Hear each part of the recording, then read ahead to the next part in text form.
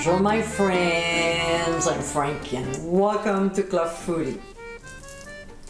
There are some basic recipes that every home cook should master. The perfect example is the 5 French mother sauces. In the past, I shared how to make bechamel along with one of its secondary sauces, which is mornay. In this video, I'll share another mother sauce with you.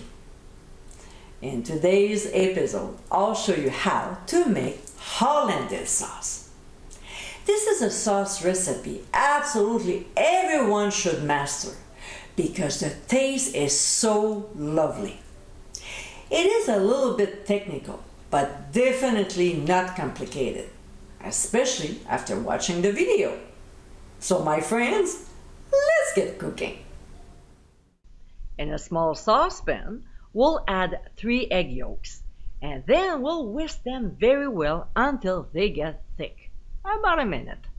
It's very important to beat them well, okay? While we're doing that, we'll add lemon juice and keep whisking. We'll also season the yolks with ground sea salt and freshly ground black pepper. Depending on which recipe you'll be using the Hollandaise sauce on, you can add other ingredients or season it differently. So when we finally achieve the consistency, we'll move the saucepan on medium heat.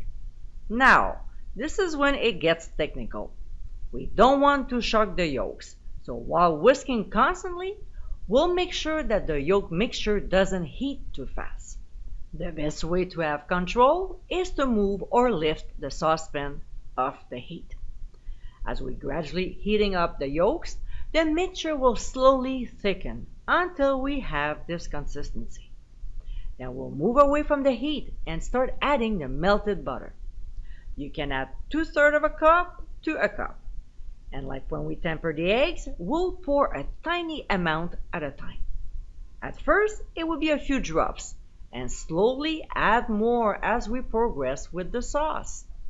If we add it too fast, we'll scramble the yolks, and we certainly don't want that.